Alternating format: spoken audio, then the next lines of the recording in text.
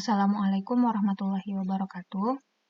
Kami dari tim asisten laboratorium sistem produksi akan melakukan tutorial ujian tengah semester, perencanaan dan pengendalian produksi, yang mana kami akan melakukan penjelasan terhadap soal UTS pada tahun 2021-2022. Untuk bagian 1. Tahapan perencanaan dan pengendalian produksi merupakan suatu prosedur atau mekanisme dalam memastikan suatu proses perencanaan produksi dan pengalokasian sumber daya yang dibutuhkan dalam menjalankan rencana produksi dilakukan secara efisien. Jelaskan dengan skema, tahapan atau metodologi dalam perencanaan dan pengendalian produksi. Berikut merupakan skema dari tahapan Production Planning Control atau perencanaan pengendalian produksi. Jadi pada tahapan PPC itu terdapat 3 planning atau 3 bagian planning, itu ada strategic planning, tactical planning, dan execution planning. Untuk strategic planning itu adalah pada tahapan peramalan dan perencanaan agregat, di mana di sini akan dicari atau ditentukan perencanaan strategi yang tepat untuk produksi pada sebuah perusahaan. Lalu untuk tactical planning, itu merupakan tahapan jadwal produksi induk dan perencanaan material. Jadi, untuk menentukan jadwal produksi induk itu, kita dapat melakukannya dengan menggunakan RCCP atau Rough Cut Capacity Planning. Dan untuk menentukan perencanaan material, kita bisa melakukannya dengan menggunakan CRP atau Capacity Requirement Planning. Untuk RCCP dan CRP ini, keduanya adalah cara dalam menentukan perencanaan kapasitas produksi. Yang mana untuk RCCP ini akan menghasilkan jadwal produksi induk dan CRP akan menghasilkan perencanaan material. Lalu untuk tahapan terakhir itu execution planning, itu adalah tahapan eksekusi dalam tahapan yang sudah dilakukan sebelumnya, di mana itu bisa dilakukan eksekusinya dengan melakukan order pembelian, itu bisa dicari dengan outsourcing, atau juga dengan melakukan penjadwalan, apakah penjadwalan produksi atau penjadwalan tenaga kerja, yang mana tentu juga diiringi dengan pengendalian aktivitas produksi pada lantai pabrik. Selanjutnya untuk bagian kedua. Sebuah perusahaan membuat suatu produk X dengan 2 model, yaitu model A dan model B. Waktu produksi satu unit model A dan model B adalah sama, yaitu 1 jam. Berikut disampaikan historis permintaan kedua model seperti pada tabel berikut. Tentukan peramalan agregat produk tersebut untuk 6 bulan berikutnya dengan mengikuti prosedur atau tahapan peramalan yang tepat. Pilih 2 metode peramalan yang paling tepat sebagai kandidat untuk peramalan permintaan ke depan. Untuk soal pada bagian 2 akan dijelaskan dengan menggunakan Microsoft Excel. Pada soal nomor 1 ini, kita diminta untuk melakukan peramalan agregat produk untuk 6 bulan berikutnya. Di sini kita diminta untuk melakukan peramalan berdasarkan prosedur atau tahapan peramalan yang tepat. Untuk prosedur atau tahapan peramalan tersebut bisa dilihat pada gambar. Yang pertama itu melakukan plot data permintaan berdasarkan waktu. Lalu memilih beberapa metode peramalan, lalu mengevaluasi kesalahan peramalan, kemudian memilih metode peramalan dengan kesalahan peramalan terkecil, dan yang terakhir menginterpretasi hasil peramalan. Nah, jadi berdasarkan prosedur peramalan ini, kita akan melakukan peramalan untuk 6 bulan berikutnya. Jadi untuk pertama yang akan kita lakukan adalah plot data permintaan berdasarkan waktu. Untuk melakukan plot data permintaan tersebut, kita harus mengetahui terlebih dahulu agregasi dari masing-masing permintaan.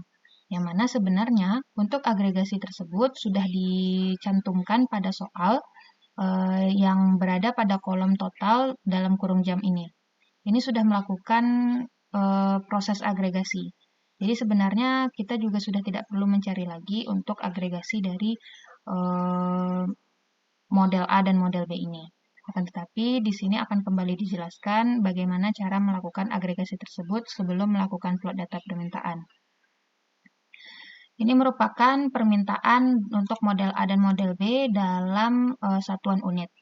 Yang mana ini diketahui pada soal untuk bulan Januari hingga bulan Desember, yaitu pada 1 tahun data historis. Kemudian kita mengetahui bahwa waktu produksi dari model A dan model B itu sama, yaitu sama-sama 1 jam. Maka kita bisa menentukan permintaan dalam satuan jam dengan mengalikan antara model A dikali dengan 1 jam dan model B juga dikali dengan 1 jam. Sehingga bisa kita dapatkan pada kolom permintaan jam ini merupakan hasil dari permintaan dalam jam. Kemudian bisa kita totalkan untuk model A dan model B-nya. Kemudian kita bisa mendapatkan persentase dari permintaan yang sudah kita ketahui. Untuk persentase tersebut dicari dengan cara total dari model A dibagi dengan total keseluruhan. Didapatkan sebanyak 43% dan untuk agregasi model B itu persentasenya adalah total dari model B dibagi dengan total keseluruhan. Ya, didapatkan agregasi model B itu 57%. Jadi ini adalah proses agregasi yang dilakukan agar kita bisa melakukan plot data permintaan. Kemudian selanjutnya kita akan melakukan plot data. Plot data ini yang kita plot adalah totalnya ini. Yang total dari jam model A dengan model B tadi, kita lakukan plot data ke grafik. Nah, ini merupakan bentuk dari plot data yang sudah kita cari. Kemudian untuk melanjutkan kepada prosedur kedua, yaitu dengan memilih beberapa metode peramalan, kita harus mengetahui terlebih dahulu plot data ini memiliki pola data seperti apa. Nah, maka dari itu sebelumnya akan dijelaskan terlebih dahulu beberapa pola data ini, di mana pola data itu terdapat ada 4 pola data. Ada pola data horizontal, musiman, siklis, dan tren. Untuk pola data horizontal, seperti namanya horizontal, bisa kita katakan bahwa bahwa datanya itu segitu-segitu aja. Ya, berarti sekitaran garis yang sama untuk pola data horizontal. Kemudian ada yang namanya pola data musiman. Untuk pola data musiman ini sesuai dengan namanya musiman, maka berarti ada beberapa musim yang dia memiliki nilai yang sama. Sebagai contoh misalnya di sini pada periode ketiga dia berada pada titik 60, kemudian pada periode ke-6 dia pada titik 60, kemudian pada periode ke-9 dia pada di titik 60. Jadi bisa dikatakan itu adalah pola data musiman. Untuk pola data musiman itu sendiri bisa dalam jangka waktu mingguan, tahunan, atau bulanan. Kemudian selanjutnya untuk pola data siklis, di mana pola data siklis ini ketika adanya pengulangan atau ketika adanya siklus dengan jangka waktu yang lebih panjang, yaitu tahunan. Jadi akan ada beberapa kuartal yang berulang di kedepannya. Nah, kemudian untuk pola data tren, itu adalah pola data kecenderungan, apakah itu kecenderungan naik atau kecenderungan turun. Nah, di sini diberikan contoh, ini adalah pola data tren naik, yaitu dia cenderung naik. Nah, untuk pola data tren itu cenderung naik, tapi bukan berarti harus lurus seperti ini. Yang lurus ini adalah garis mayanya. Jadi apabila dia tersebar di sekitar garis maya ini, dan dia terus naik, tidak turun-turun, jadi dia bisa kita katakan sebagai pola data tren. Nah, dari penjelasan mengenai pola data itu, kita lanjut ke plot data ini. Kita akan mengetahui ini plot data seperti apa. Dan berdasarkan penjelasan dari pola data tadi, kita mengetahui bahwa plot data ini adalah plot data tren. Kenapa? Karena bisa kita lihat di sini ketika kita coba tarik garis maya dari awal ke garis akhir, ini memiliki kecenderungan untuk naik. Meskipun adanya penaikan dan penurunan, akan tetapi dia terus naik. Dan diramalkan nantinya apabila kita menambah terus ke periode selanjutnya, dia akan terus naik nantinya. Jadi ini adalah untuk plot data tren. Lalu kemudian metode apa yang cocok untuk plot data tren ini? Akan sangat banyak. Untuk plot data tren itu bisa seperti metode Holt, metode regresi linear, metode tren siklis, metode exponential smoothing, dan masih banyak lagi. Dan dikarenakan kita diminta untuk melakukan dua peramalan atau dua metode peramalan, maka di sini akan dijelaskan mengenai metode Winter dan metode regresi. Yang pertama untuk metode Winter. Jadi untuk metode Winter ini memiliki kesamaan dengan metode regresi linear, akan tetapi di sini terdapat adanya quarter dan juga melakukan yang namanya seasonal factor. Nah, di sini akan dijelaskan mengenai kolom ini yang terlebih dahulu. Jadi ini adalah bulan pada data historis, yaitu ada terdapat 12 bulan data historis. Kemudian ini adalah demand agregasi yang sudah kita dapatkan pada bagian sebelumnya. Dan ini adalah quarter 1 hingga 6, 1 hingga 6. Cara mendapatkan quarter ini bisa kita lihat pada plot data. Di mana plot data pada bulan Januari 2021 memiliki kesamaan pada plot data Juli 2021. Kesamaannya itu bisa kita lihat setelah bulan Januari ini terdapat pada dua titik berikutnya akan menaik. Nah, begitu juga pada bulan Juli. Setelah dua titik berikutnya, data pun naik. Nah, jadi bisa kita bilang untuk bulan Januari dengan bulan Juli memiliki kuarter yang sama. Kita kembali ke kuarter tadi.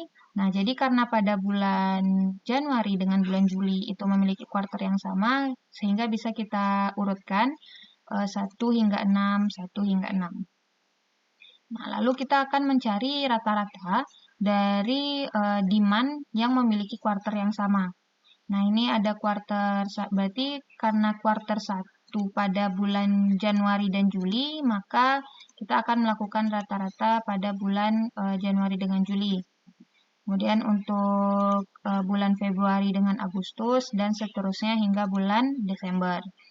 Lalu selanjutnya kita mencari seasonal factor, di mana seasonal factor ini adalah rata-rata atau average demand of the same quarter tadi dibagi dengan rata-rata keseluruhan. Bisa kita cari hingga terus ke bulan terakhir yaitu bulan Desember. Kemudian selanjutnya kita mencari DT, seasonalized demand, yaitu DT barunya, itu dengan cara demand agregasi tadi dibagi dengan seasonal factor. Kemudian selanjutnya untuk bisa mencari nilai A dan nilai B, kita melakukan perhitungan terhadap T kuadrat dan T dikali DT. Nah, dari perhitungan tersebut kita bisa mencari nilai B dan A, di mana nilai B dan A ini memiliki rumus yang sama dengan rumus regresi linear. Dan nantinya, maka untuk kita bisa mendapatkan nilai Y tersebut, kita memiliki rumus A ditambah B dikali T. Jadi, rekan-rekan bisa melakukan cek ulang terhadap rumus A dan B pada regresi linear. Kemudian selanjutnya, untuk bisa kita mengetahui nilai peramalan pada metode Winter ini, nilai Y yang sudah kita dapatkan tadi, kita kalikan dengan seasonal faktornya. Sehingga bisa kita dapatkan nilai peramalan berdasarkan metode Winter itu. Inilah yang kita dapatkan sebagai FT.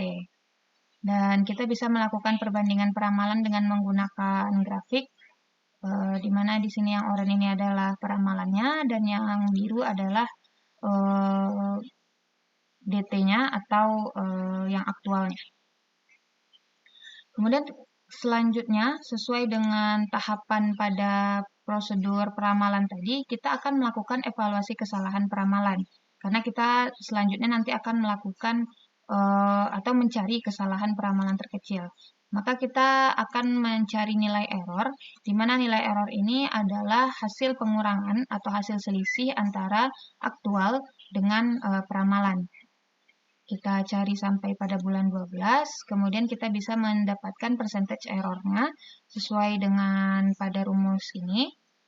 Dan kemudian kita juga bisa mencari pada 3 metode error lain. Jadi sebenarnya untuk metode error ini ada banyak, jadi rekan-rekan bisa lihat sendiri. Dan di sini saya memberikan contoh 3 terlebih dahulu untuk metode errornya. Dengan menggunakan rumus ini didapatkan nilai error seperti yang terlihat pada kolom D ini. Selanjutnya pada metode kedua itu regresi linear. Nah, untuk regresi linear ini seperti biasa, yaitu FT sama dengan A ditambah BP, dan kita mencari nilai A seperti yang terlihat pada gambar, nilai B yang seperti yang terlihat pada gambar. Nah, kemudian kita akan melakukan pencarian terhadap nilai FT sesuai dengan rumus yang ada. Nah, kemudian setelah didapatkan nilai FT, kita bisa melakukan perbandingan peramalan. Dan ini merupakan hasil dari nilai FT, yaitu regresi linear. Dan ini adalah hasil dari nilai yang aktual tadi. Nah, kemudian kita bisa melakukan mencari kesalahan dari peramalannya itu, yaitu nilai error, hasil selisih dari aktual dengan peramalan. Kemudian bisa kita cari nilai error MSE, MAPE, dan SEE-nya. Selanjutnya, berdasarkan prosedur peramalan yang keempat dan 5, itu kita akan melakukan pemilihan metode peramalan dengan kesalahan peramalan terkecil dan interpretasi dari hasil peramalan. Maka dari itu, di sini dilakukan perbandingan antara metode Winter dengan metode regresi linear. Dan ternyata didapatkan dari ketiga metode tersebut, metode Winter merupakan metode yang memiliki nilai error yang paling kecil di antara kedua metode ini. Maka dari itu, kita akan melakukan peramalan permintaan 6 bulan ke depan dengan menggunakan metode Winter, yang mana rumusnya digunakan dengan metode Winter yang sudah kita cari pada soal sebelumnya, yang akan tetapi dilakukan penambahan periode 13 hingga 18.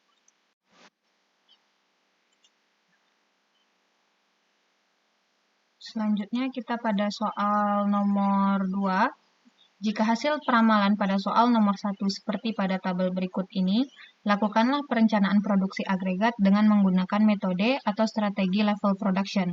Dan dari hasilnya, lakukan proses disagregasi dengan teknik persentase untuk menentukan IMPS masing-masing model A dan model B dari produk X tersebut untuk 6 bulan ke depan.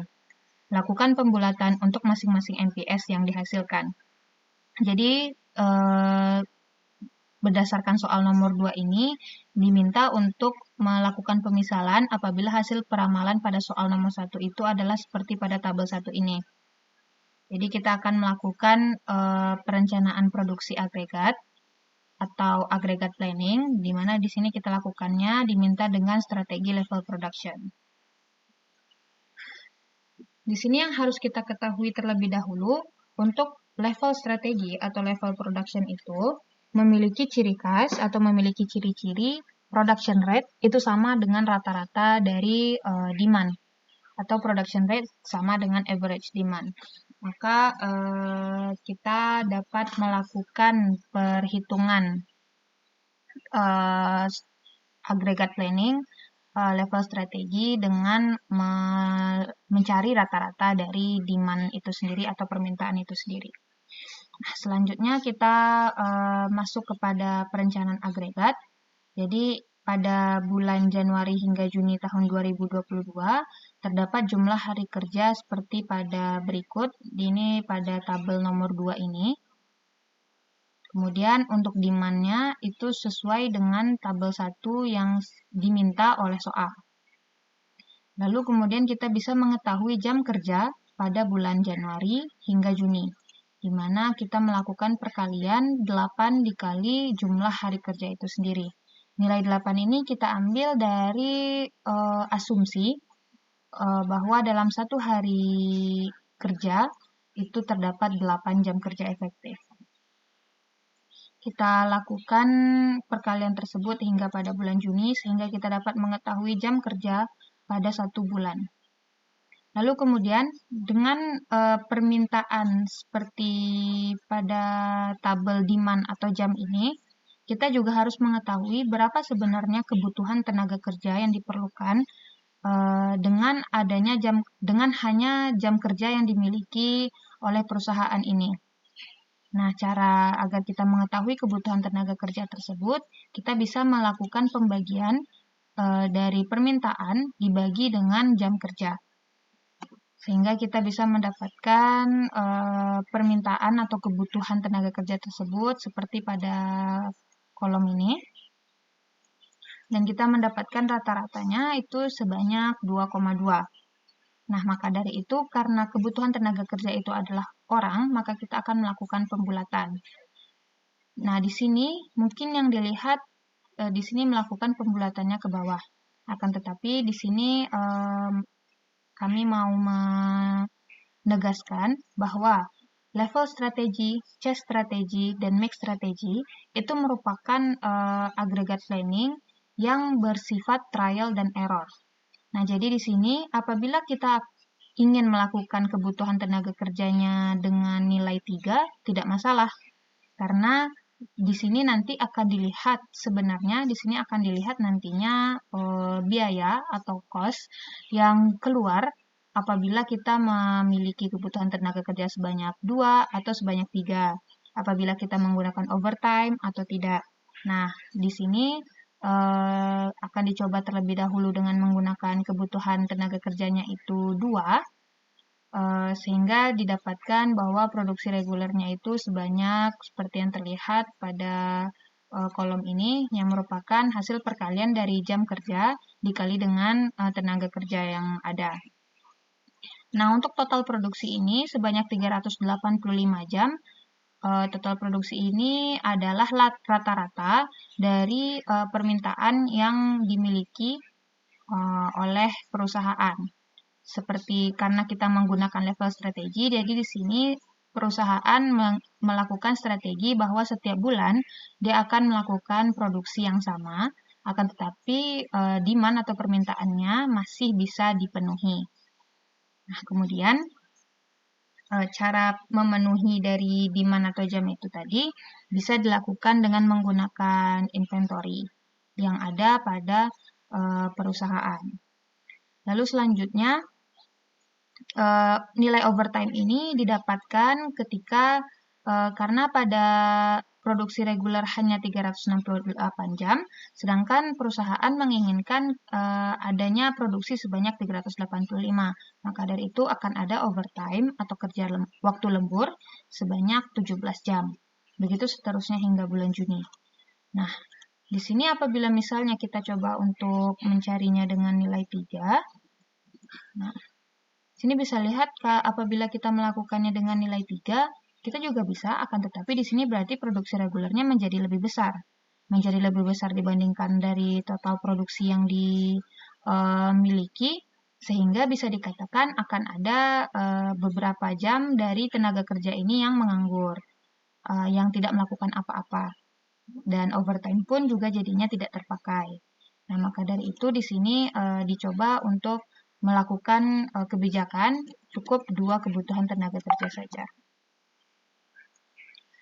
Selanjutnya, setelah kita mengetahui total produksi, kita akan mencari MPS, di mana kita di sini akan melakukan disagregasi terlebih dahulu dengan menggunakan teknik persentase. Nah, ini merupakan persentase dan jam dari model A dan model B. Yang mana ini sudah kita bahas tadi sebelumnya pada soal nomor 1 untuk agregasi dan jam per unitnya. Lalu kemudian kita ingin mengetahui disagregasi. Karena tadi total produksinya sama, jadi seluruh total produksi sebanyak 385 jam untuk setiap bulannya. Lalu kemudian berapa yang akan kita produksi dalam satuan unit? Karena kita di sini ingin mencari MPS-nya. Nah, pertama tentu kita breakdown dulu dengan kepada jam-jamnya. Nah, jadi inilah fungsi dari persentase agregasi tadi. Di mana berarti untuk mencari model dari mencari waktu atau jam dari model A itu tadi, berarti total produksi yang 385 jam ini kita kalikan dengan 43%. Dan model B juga kita kalikan 385 dengan 57%. Didapatkan nilai jam model A dan model B seperti berikut. Kemudian kita akan mencari MPS-nya, itu model A dan model B di dalam unit. Nah, karena dia 1 jam, jadi bisa kita katakan nilai 165,71 ini kita kali 1, dan kemudian 219,29 ini kita juga kalikan 1, karena model A dan model B sama-sama 1 jam untuk waktu produksinya. Nah, karena dia adalah unit, maka kita akan round up atau bulatkan ke atas, sehingga didapatkan model A 166 unit dan model B 220 unit untuk setiap bulannya. Sehingga kita bisa mendapatkan MPS seperti pada berikut. Selanjutnya untuk soal nomor 3. Untuk soal nomor 3, produk X ini untuk kedua model adalah produk handmade yang dibuat manual. Jika total jumlah pekerja adalah 2 orang dan mereka bekerja 8 jam per hari dengan maksimum lembur 4 jam per hari, lakukan analisis kapasitas RCCP dengan teknik Bill of Labor atau BOLA untuk melihat kesanggupan perusahaan dalam memproduksi produk X untuk kedua model tersebut berdasarkan MPS yang dihasilkan pada soal nomor 2. Jelaskan hasil analisisnya, gunakan parameter yang ada pada tabel di atas sebagai dasar perhitungan. Jadi untuk RCCP ini kita akan melakukan analisis kapasitas atau kita ingin melihat apakah kapasitas yang kita miliki cukup untuk memenuhi kapasitas yang dibutuhkan oleh perusahaan itu. Nah, di sini apa data yang akan kita perlukan?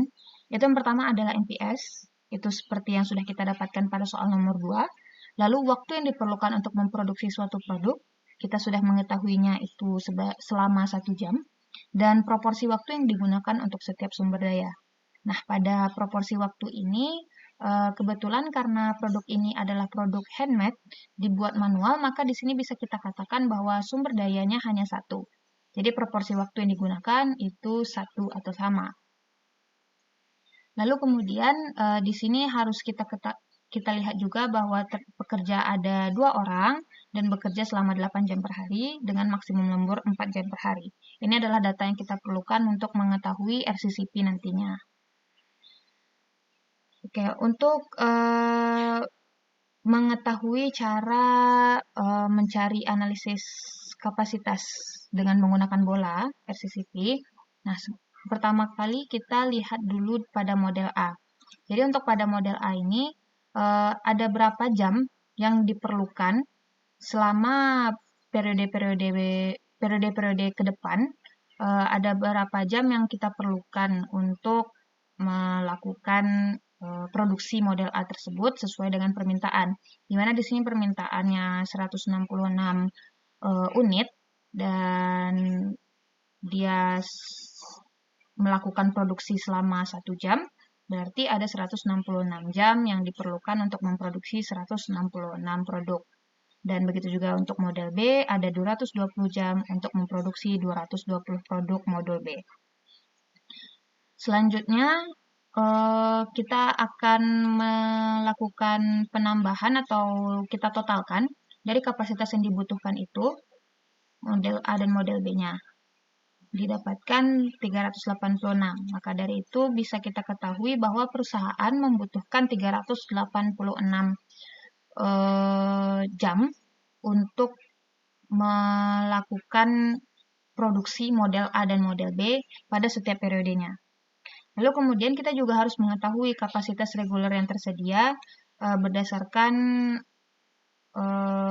jam kerja dan juga hari kerja dan juga pekerja yang dimiliki. Nah, nilai dari kapasitas reguler tersedia itu berdasarkan 2 pekerja dikali dengan 8 jam kerja dikali dengan jumlah hari kerja per bulannya. Maka didapatkan hasil untuk Januari 368 dan dilakukan dengan rumus yang sama pada hingga bulan Juni. Kemudian kapasitas reguler ditambah dengan overtime-nya, berarti itu adalah kapasitas reguler tersedia ini kita tambah dengan nilai overtime-nya. Di mana nilai overtime itu tadi dinyatakan bahwa maksimal 4 jam, maka pada 2 pekerja hanya maksimal 4 jam pada 1 hari. Sehingga bisa didapatkan kapasitas reguler ditambah dengan overtime-nya sebanyak 552 jam pada bulan Januari. Dilakukan perhitungan tersebut hingga ke bulan Juni. Lalu kemudian cara kita melihat atau menganalisis apakah kapasitas yang dibutuhkan sudah terpenuhi oleh kapasitas yang tersedia, kita bisa melihatnya dengan menggunakan grafik. Yang mana di sini yang biru ini adalah kapasitas yang dibutuhkan, dan bisa dilihat kapasitas reguler yang tersedia itu masih berada di bawah kapasitas yang dibutuhkan. Jadi memang diperlukan, kita memerlukan adanya overtime atau waktu lembur. Dan yang warna abu-abu inilah yang kapasitas reguler dengan overtime, yang mana karena sudah berada di atas dari kapasitas yang dibutuhkan, jadi bisa kita ketahui bahwa kapasitas yang tersedia sudah bisa memenuhi kapasitas yang dibutuhkan. Dengan catatan, kapasitas tersebut harus ditambah dengan overtime atau waktu lembur. Maka kita bisa dapat melanjutkan perencanaan produksi kita. Selanjutnya untuk soal terakhir, yaitu soal keempat. Berdasarkan hasil MPS masing-masing model A dan model B pada soal nomor 2, dan jika hasil analisis kapasitas pada soal nomor 3 menyatakan kapasitas cukup untuk melaksanakan rencana produksi tersebut, tentukan rencana kebutuhan material dengan menggunakan metode MRP. Data struktur produk dan status inventory adalah sebagai berikut. Nah, jadi kita di sini akan melakukan tahapan selanjutnya itu adalah MRP, Material Requirement Planning. Nah, di sini memang yang diperlukan itu adalah data struktur produk dan juga lot size-nya. Nah, berdasarkan soal, di sini diketahui ada struktur produk untuk model A dan model B. Nah, untuk model A dan model B ini keduanya memiliki dua level 0 dan level 1, level 0 dan level 1. Nah, kemudian di sini cara bacanya berarti komponen A atau model A dibentuk oleh komponen YM sebanyak 1 dan komponen Z sebanyak 2. Lalu model B dibentuk oleh komponen YP sebanyak 1 dan komponen Z sebanyak 2. Dan kemudian kita bisa melihat ini adalah status dari inventory dari masing-masing item. Nah, ini adalah pada item A tidak memiliki on hand, yaitu tidak memiliki adanya persediaan yang ada pada perusahaan. Lalu kemudian juga tidak ada schedule receipt atau perencanaan pemesanan terjadwal. Dan di sini lot size-nya diatur dengan metode POQ atau Period Order Quantity. Dan lead time-nya itu 1 hari. Begitu juga dengan item B sama dengan item A. Dan untuk item Z itu memiliki on hand atau persediaan sebanyak 50 persediaan. Nah, 50 persediaan ini nantinya akan mempengaruhi perhitungan pada MRP untuk item Z itu sendiri. Dan tidak ada schedule receipt. Dan untuk lot size-nya itu dengan menggunakan metode LUC atau list unit cost dengan lead time-nya itu selama 3 hari. Lalu kemudian untuk item YM dan YP itu memiliki on hand sebanyak 5, tidak memiliki schedule receipt, dan lot size-nya diatur dengan metode LTC atau list total cost. Dan untuk lead time-nya itu adalah sama-sama 2 hari. Nah, di sini ada catatan untuk soal nomor 4 ini, di mana perencanaan MRP itu adalah harian. Dan perencanaan material dengan metode MRP dilakukan untuk bulan Januari 2022 saja. Jadi kita di sini akan melakukannya dengan basis harian dan hanya pada bulan Januari 2022.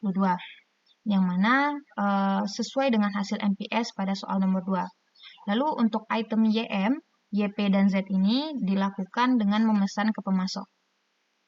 Selanjutnya kita akan melakukan MRP berdasarkan data-data yang sudah kita ketahui tersebut. Sebelumnya kita mengetahui bahwa MPS pada bulan Januari itu untuk model A sebanyak 166 dan model B sebanyak 220. Dan hari kerja pada bulan Januari itu sebanyak 23 hari.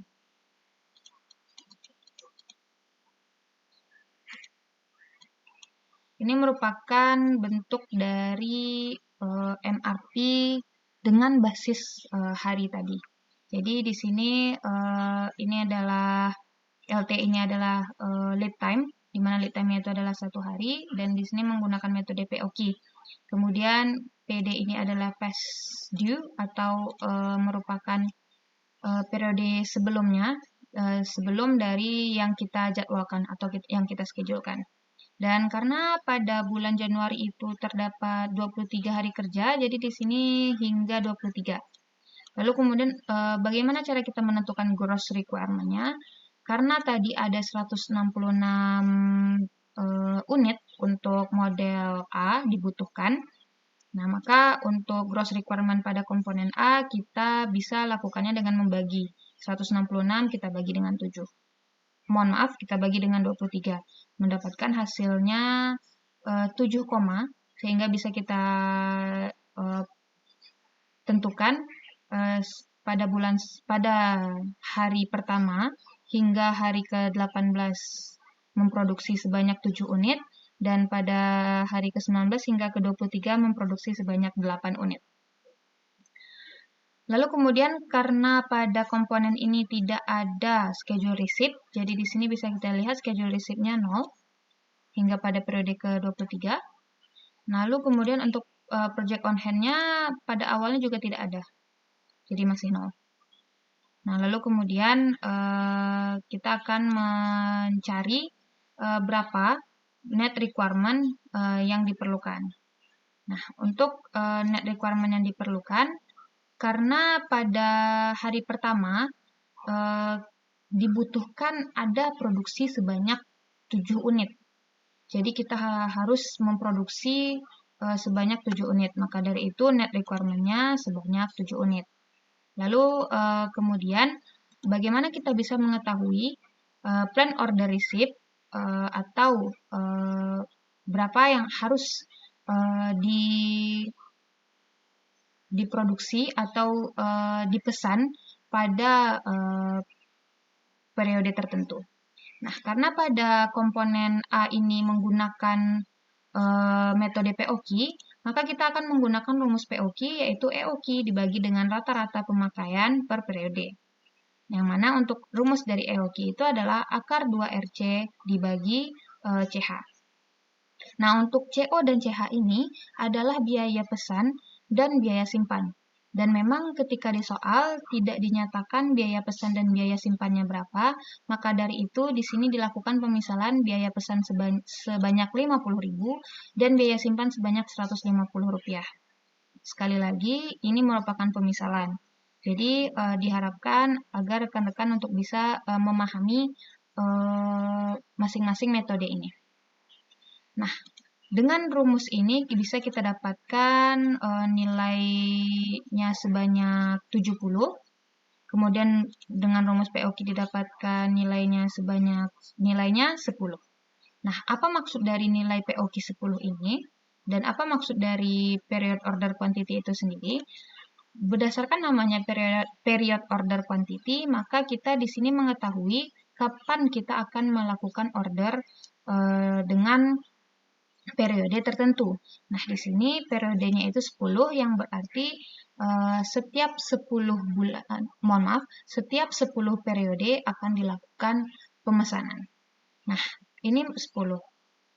Di sini bisa kita lihat kalau 10 berarti pada bulan 1 hingga bulan 10 kita akan melakukan pemesanan. Yang berarti itu totalnya adalah 70. Nah, maka dari itu 70 tadi akan kita lakukan pemesanan di periode pertama. Sehingga di sini pada hari pertama kita akan melakukan pemesanan 70 buah unit, yang mana 70 buah unit ini akan mengcover gross requirement dari hari pertama hingga hari ke-10. Lalu kemudian di sini lead time-nya ada 1 hari, maka pemesanan tersebut harus kita rilis pada 1 hari sebelumnya. Maka kita letakkan pada PD1 ini. Begitu seterusnya kita lakukan perhitungan. Lalu bisa dilihat setelah pada periode ke-10 tentu sudah 0. Sudah habis unit yang kita produksi pada 70 buah ini, maka akan dilakukan lagi pemesanan. berapa buah pemesanannya. Tentu 10 buah lagi ke depannya. Karena tadi POQ kita 10, jadi dari hari ke-11 hingga hari ke-20. Dengan totalnya itu adalah 72. Dan 72 itu akan kita lakukan rilisnya pada satu hari sebelumnya, yaitu pada hari ke-10. Lalu kemudian kita lanjutkan terus hingga pada hari ke-20 itu sudah 0 untuk net requirement-nya. Nah, kemudian pada hari ke-21 muncul lagi net requirement-nya. Dan cara kita memenuhinya adalah dengan melakukan pemesanan pada 3 bulan sisa ini. Yaitu sebanyak total 24, kita lakukan rilisnya pada tanggal 20. Dan ini dilakukan karena lead time-nya adalah 1 hari. Kemudian selanjutnya kita masuk ke komponen B. Nah, di mana komponen B ini juga menggunakan rumus POQ, jadi rumusnya itu masih sama seperti rumus untuk komponen A tadi. Dan di sini untuk komponen B dengan komponen A tidak ada hubungannya sama sekali. Kita tidak usah mengaitkan antara gross requirement-nya dengan plan order release, karena tidak ada hubungannya sama sekali. Nah, untuk gross requirement-nya ini bisa dilihat ini ada 9, ada 10. Dari mana kita mendapatkannya? Itu didapatkan daripada model B itu harus diproduksi 220 unit. Maka dari itu kita bisa bagi dengan 23 itu mendapatkan hasil 9 komaan. Nah, jadi dari hasil 9 itu kita bisa mendesainnya pada pada periode 1 hingga periode ke-10 kita melakukan produksi 9 unit, lalu 11 hingga 23 sebanyak 10 unit. Nah, dengan menggunakan rumus POQ tadi, berarti rumusnya masih sama. Di sini didapatkan POQ-nya sebanyak 9, yang berarti dia ada 9 hari, maka 81 ini merupakan total dari 9 hari ke depan yang akan mengcover untuk 9 hari ke depan. Lalu untuk 10 hingga ke-18 akan di-cover di periode ke-10 sebanyak 89. Lalu nantinya pada periode 19 hingga periode 23 di-cover pada pada hari ke-19 itu sendiri, yaitu dengan total 50 yang merupakan jumlah dari kelima hari yang tersisa. Selanjutnya kita masuk kepada komponen Z, YM, dan YP. Nah, untuk komponen Z, YM, dan YP ini, kita harus mengetahui terlebih dahulu bahwa komponen Z ini memiliki hubungan dengan komponen B dan komponen A. Seperti yang terlihat pada struktur produk, di sini komponen Z itu berjumlah 2 buah di komponen A dan juga berjumlah 2 buah di komponen B. Maka kita harus melakukan perkalian dengan plan order release dari komponen A dan komponen B. Dan untuk YM dan YP juga seperti itu, berarti kita harus melakukan perkaliannya dengan komponen A dan komponen B. Untuk komponen Z terlebih dahulu, kita akan mencari dari gross requirement-nya. Nah, untuk gross requirement dari komponen Z itu merupakan, nih, bisa dilihat, oke, 2 dikali E37. Nah, E37 ini adalah plan order release. Kenapa kita mengambilnya dari plan order release komponen A? Karena di sini komponen A dengan komponen Z itu saling berhubungan. Jadi bisa kita katakan bahwa komponen Z itu harus ada dahulu, baru kita bisa melakukan rilis di komponen A. Maka dari itu kita harus menghubungkan antara komponen A dengan komponen Z itu. Dan karena komponen Z-nya itu ada sebanyak 2 di komponen A, maka kita kali 2. Dan begitu juga dengan di komponen B, karena dia ada sebanyak 2 di komponen B, maka kita kalikan 2. Kemudian kita lakukan penambahan terus hingga pada hari ke-23. Nah, kemudian untuk komponen YM dan YP juga dilakukan seperti itu, karena YM ini berhubungannya dengan komponen A, maka kita cukup melakukan sama dengan plan order release di komponen A. Terus hingga ke hari ke-23. Dan untuk komponen YP itu sama dengan plan order release pada komponen B. Nah, untuk saat ini MRP ini belum selesai. Jadi ini baru sampai untuk komponen Z, YM, dan YP-nya ini baru hingga netting ya, proses netting. Jadi kita baru mengetahui gross requirement dan net requirement-nya. Lalu bagaimana cara kita mengetahui plan order release, plan order receipt-nya? Nah, untuk Z dan Y itu memiliki rumus atau metode yang berbeda. Jadi untuk komponen Z itu metodenya LUC, seperti yang dibilang pada soal. Nah, untuk metode LUC atau list unit cost itu sendiri memiliki konsep bahwa kita akan melakukan pemesanan yang memiliki ongkos per unitnya itu yang terkecil. Jadi, kita akan melakukan pemesanan apabila ongkos unitnya itu terkecil. Nah, dalam melakukan pencarian terhadap ongkos per unit tersebut, kita harus melakukannya satu persatu. Jadi, pertama, sebelum kita melakukannya ke dalam tabel MRP, kita cari terlebih dahulu periodenya. Nah, di sini dimulai pada periode ke-9. Kenapa? Karena di sini mulai adanya gross requirement pada periode ke-9.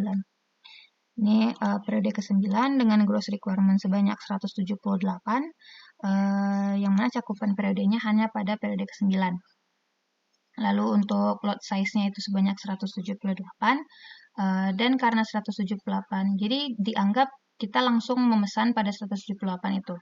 Jadi dianggap ada ongkos pesan sebanyak 55.000 karena kita memesan sekali. Lalu untuk ongkos simpannya tidak ada, karena di sini tidak ada ongkos simpan. Setelah kita pesan, kita langsung memproduksi dan kita langsung merilisnya. Jadi tidak ada ongkos simpan di sini. Sehingga ongkos totalnya itu sama dengan ongkos pesannya, dan ongkos per unitnya itu adalah hasil bagi dari ongkos total dibagi dengan lot size-nya. Nah, kemudian ini merupakan net requirement, POREC, dan POREL-nya. Kemudian untuk kita lanjutkan ke periode selanjutnya, periode ke-10, gross requirement-nya itu sebanyak 144. Nah, di sini kita akan mencoba mencakup periodenya dari periode ke-9 dengan periode ke-10. Jadi lot size-nya itu sebanyak 322, yaitu jumlah dari periode 9 dengan periode ke-10. Lalu di sini ada ongkos pesan sebanyak 55.000 dan ini masih tetap 55.000. Nggak menjadi dikali 2 karena di sini kita akan memesan sekaligus. Kita memesan sekaligus untuk periode ke-9 dan periode ke-10 sebanyak 322. Maka dari itu ongkos pesannya hanya 55.000. Lalu kemudian di sini ada ongkos simpan sebanyak 21.600, di mana nilai ini kita dapatkan karena kita ada melakukan penyimpanan pada periode ke-9 atau pada satu periode sebanyak 144. Karena kita memesan 322 lot tadi, jadi kita ada nih yang tersisa pada bulan ke-9 itu sebanyak 144, karena pada bulan 9 itu yang terpakai hanya 178. Mohon maaf, karena pada periode ke-9 itu yang terpakai hanya 178.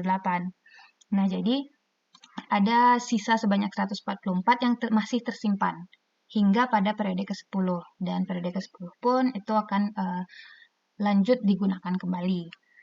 Nah, maka bisa dilihat ongkos totalnya sebanyak 76.600 dan ongkos per unitnya ketika dihitung memiliki nilai yang lebih rendah dibandingkan dengan ongkos per unit yang sebelumnya. Nah, karena ini masih menurun, jadi kita masih bisa melanjutkannya. Jadi konsepnya di sini apabila ongkos per unit ini masih terus turun, maka kita akan masih lanjut melakukan cakupan periodenya hingga nanti dia akan melakukan penaikan ongkos per unit. Nah, kemudian lanjut ini bisa dilihat di sini gross requirement-nya terus 0 karena memang pada pada periode 11 hingga periode 17 itu memiliki 0 gross requirement. Dan kemudian ada lagi pada periode 18 dan 20. Nah, pada periode 18 itu gross requirement-nya sebanyak 100. Yang mana di sini kita akan mencoba mencakup lot size-nya itu dari periode 9 hingga periode 18. Yang berarti itu totalnya adalah sebanyak 422. Nah, karena kita pesan 422 itu berarti ada ongkos pesan 55.000 dengan ongkos simpan itu sebanyak 15.000 karena kita ada menyimpan sebanyak 100 barang di gudang. Kemudian ongkos totalnya itu sebanyak 70.000 dan ternyata ongkos per unitnya juga masih lebih kecil dibandingkan dengan ongkos per unit sebelumnya. Dan bisa kita lanjutkan lagi ke periode ke-20 dan didapatkan juga ongkos per unitnya masih lebih kecil yaitu 132,34. Dan untuk periode selanjutnya 21 sampai 23 itu karena 0, jadi kita tidak usah melanjutkan perhitungan sehingga kita bisa menyelesaikannya di sini. Nah, berdasarkan perhitungan ini, apa yang bisa kita simpulkan? Kita bisa menyimpulkan bahwa untuk untuk keempat periode ini, yaitu periode 9, 10, 18, dan 20 ini, cukup kita lakukan pemesanan hanya pada periode ke-9 saja. Jadi kita langsung merangkum pemesanan pada periode ke-9 hingga periode ke-20, yang mana kita pesan pada periode ke-9. Dan tentunya lot size-nya itu sebanyak 470. Nah, ketika kita masukkan ke komponen MRP-nya, ini komponen Z, nah ini sebanyak 470 di periode ke-9. Yang mana bisa kita lihat itu sudah bisa mencakup sampai ke periode ke-20. Dan tidak ada lagi kekosongan atau nilai net requirement yang diperlukan. Lalu kemudian untuk komponen YM, nah, untuk komponen YM dan YP itu kita menggunakan metode LTC. Nah, LTC ini adalah list total cost. Sesuai dengan namanya berarti total biaya. Yang berarti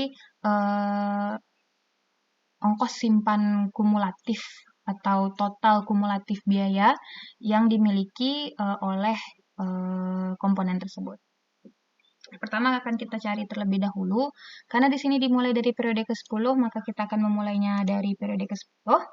Nah, di sini periode ke-10 memiliki gross requirement sebanyak 72, yang berarti ada lot size sebanyak 72 dengan di sini ada periode simpannya 0, karena ya memang lot size yang 72 itu tidak kita simpan, tapi kita produksi langsung kita pasarkan. Nah, kemudian untuk ongkos sehingga bisa dibilang ongkos simpannya itu adalah 0. Lalu kemudian untuk lanjut ke periode ke-11 hingga ke-19 itu 0. Jadi akan muncul lagi pemesanan pada periode ke-20. Itu sebanyak 24. Yang berarti lot size-nya itu sebanyak 96 karena kita totalkan. Dan di sini berarti periode simpannya sebanyak 10 hari. Yang mana nilai 24 itu kita simpan selama 20 hari. Selama 10 hari. Yang berarti ongkos simpannya itu kita kalikan, yang 24 buah itu kita kali dengan ongkos simpannya, dikali dengan periode simpannya itu selama 10 hari. Sehingga ongkos simpan kumulatifnya itu sebanyak 36.000. Dan di sini ternyata sudah tidak ada lagi pemesanan, maka 36.000 pada periode ke-20 ini bisa kita cukupkan. Nah, sebenarnya untuk konsep dari list total cost ini, kita akan melihat ongkos simpan kumulatif mana yang paling dekat dengan biaya pemesanan yang dimiliki oleh perusahaan.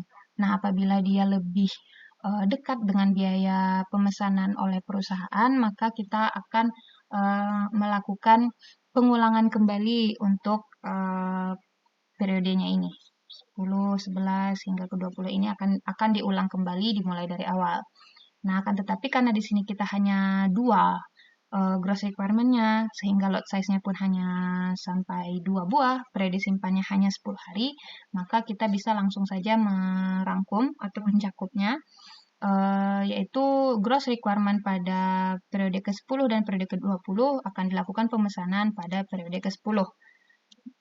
Nah, di sini bisa dilihat, pada periode 10 dilakukan pemesanan 96, karena lead time-nya ada 2, berarti rilisnya pada 2 hari sebelumnya, itu pada periode ke-8. Kemudian, karena 96 ini telah terpakai 72, berarti bersisa pada on hand-nya itu 24. Dan 24 ini nantinya akan terpakai pada periode ke-20. Nah, selanjutnya untuk YP, komponen YP, ini adalah level 1 pada komponen model B. Nah, pada model B ini masih memiliki rumus yang sama dengan komponen YM. Jadi kita akan memulainya pada periode ke-9, karena di periode ke-9 yang mulai ada gross requirement-nya. Ini 89, kemudian ada lot size 89, periode simpannya 0, ongkos simpan 0, ongkos simpan kumulatif 0. Kemudian muncul lagi gross requirement-nya pada periode ke-18, itu sebanyak 50, sehingga lot size-nya sebanyak total 139. Kemudian periode simpannya itu selama 9 hari, karena ada 9 hari masa untuk menyimpan yang 50, yang 50 buah gross requirement ini. Dan kemudian ongkos simpannya dilakukan perkalian, didapatkan 67.500. Nah, maka dari itu kita akan melakukan pemesanan pada periode ke-9 sebanyak 139 dan dilakukan rilis 2 hari sebelumnya pada periode ke-7, yang mana nantinya receipt ini akan mengcover hingga pemesanan di periode ke-18. Nah, maka dari itu kita dapat melakukan atau merangkum plan order report-nya. Jadi, berdasarkan keseluruhan MRP yang sudah kita dapatkan tadi, dapat disimpulkan pada periode ke-6, item Z harus diproduksi sebanyak 470, atau karena item Z adalah bahan baku berarti harus dipesan sebanyak 470. Lalu pada periode ke-7 item YP dipesan sebanyak 139. Pada periode ke-8 item YM dipesan sebanyak 96. Pada periode ke-9 item B perlu diproduksi sebanyak 89. Pada periode ke-10 item A perlu diproduksi sebanyak 72. Pada periode ke-18, item B perlu diproduksi sebanyak 50, dan pada periode ke-20, item A perlu diproduksi sebanyak 24. Baiklah, sekian yang dapat kami sampaikan mengenai tutorial ujian tengah semester perencanaan dan pengendalian produksi. Semoga rekan-rekan bisa paham dengan penjelasan tadi, dan semoga rekan-rekan juga bisa melakukan ujiannya dengan baik dan mendapatkan hasil yang memuaskan. Mohon maaf apabila ada kesalahan. Wabillahi taufiq wal hidayah. Assalamualaikum warahmatullahi wabarakatuh.